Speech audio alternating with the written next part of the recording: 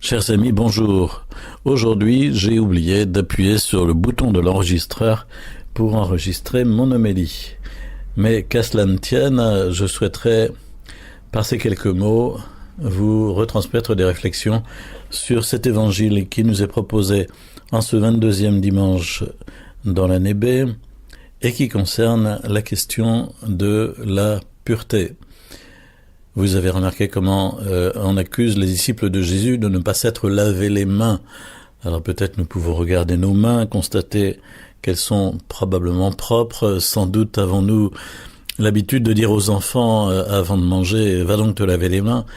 Et pourtant, ici, cette remarque qui est faite témoigne d'une sorte de religion formaliste, d'une spiritualité attachée à des pratiques purement extérieures, et qui finalement rate sa cible parce que Jésus va la critiquer en lui disant que l'essentiel est l'intérieur. La pureté est d'abord intérieure. Elle n'est pas d'abord extérieure à travers des lavages de mains, de coupes, de cruches et autres plats. Alors, Jésus va dire finalement, vous êtes capable d'honorer Dieu par les lèvres, du bout des lèvres, mais au fond, votre cœur est loin de lui. Il va citer un verset d'Isaïe dans ce sens. Et dans une autre version d'un autre évangile, Jésus dira que finalement, on purifie l'extérieur de la coupe et du plat, mais que l'intérieur est plein de rapines et de sacrilèges. Évidemment, cette remarque nous atteint de plein fouet compte tenu de l'époque que nous traversons en ce moment, les turbulences que l'Église traverse en ce moment, parce que nous nous apercevons que la question de la pureté du cœur n'est pas très brillante, si j'ose dire, du côté des prêtres et des évêques. Vous savez tout ce qui se dit sur cette question, les enquêtes qui sont réalisées ou qui sont en cours et qui sont accablantes pour la conduite des prêtres vis-à-vis des enfants, conduite souvent criminelle. Et aussi toute la question de la culture de la couverture qui marque l'Église jusqu'à son plus haut niveau, puisque ces crimes ont été protégés par des évêques qui n'ont pas voulu dénoncer les prêtres, qui les ont déplacés, ou qui quelquefois eux-mêmes étaient fautifs dans le même sens.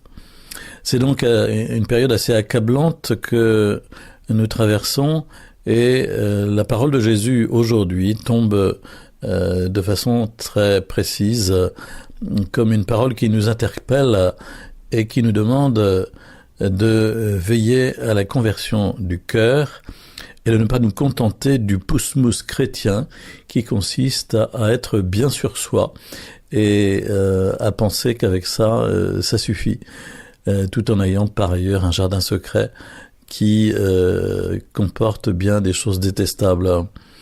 Jésus nous appelle à la conversion du cœur, à la conversion de l'intérieur, et il nous dit c'est du dedans du cœur de l'homme que sortent les pensées perverses, inconduite, vol, meurtre, adultère, cupidité, méchanceté, fraude, débauche, envie, diffamation, orgueil et démesure.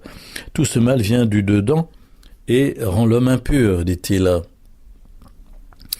Bien sûr, nous prenons conscience que nous sommes appelés aujourd'hui à vérifier la façon dont nous vivons en chrétien.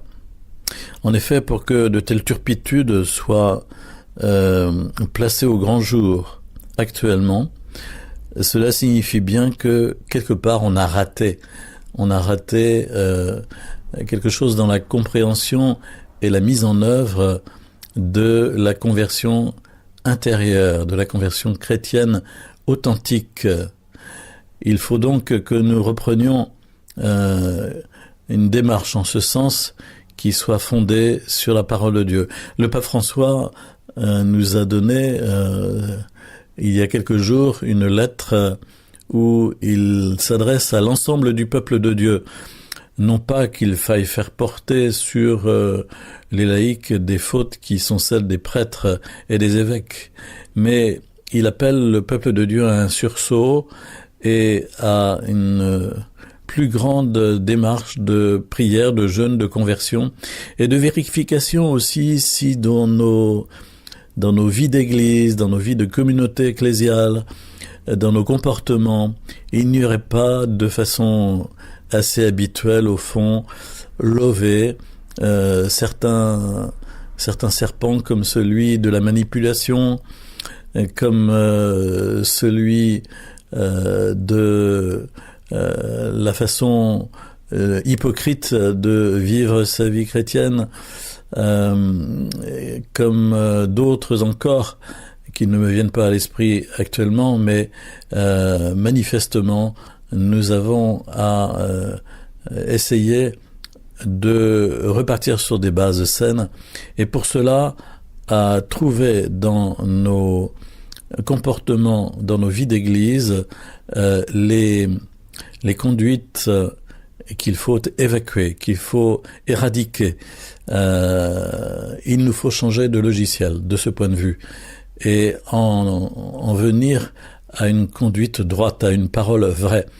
Ça n'est pourtant pas compliqué lorsque nous lisons aussi dans l'Évangile la parole de Jésus qui nous dit que votre oui soit oui, que votre non soit non. Tout le reste vient du mauvais. Et donc les dissimulations, les demi-mesures, les façons de cacher sous le tapis, plutôt que de chercher à secourir les victimes, eh bien c'est quelque chose de gravissime, mais qui peut se retrouver aussi dans une vie paroissiale toute simple, façon de au fond se mettre en avant, de faire un tri par rapport à certains autres, de manipuler les uns ou les autres et ainsi de sécréter une atmosphère qui n'est pas vraie, qui n'est pas juste. Voilà, nous pouvons nous rappeler aussi que la parole de Dieu, à travers les 3 lectures d'aujourd'hui, insiste sur la pratique de la mise en pratique de la parole. On a commencé à lire en 2e lecture la lettre de Saint Jacques et il y a cette interpellation: ne vous contentez pas de lire la parole, mais mettez-la en pratique, s'il vous plaît. Et dans la première lecture tirée du livre du Deutéronome, on met dans la bouche de Moïse cette interpellation: eh bien, vous garderez les commandements du Seigneur, vous les mettrez en pratique. Ils seront votre sagesse et votre intelligence aux yeux de tous les peuples. Alors, demandons au Seigneur la grâce d'une vraie conversion et d'une pénitence sincère qui nous permette de vivre conformément à sa parole et de la mettre en pratique.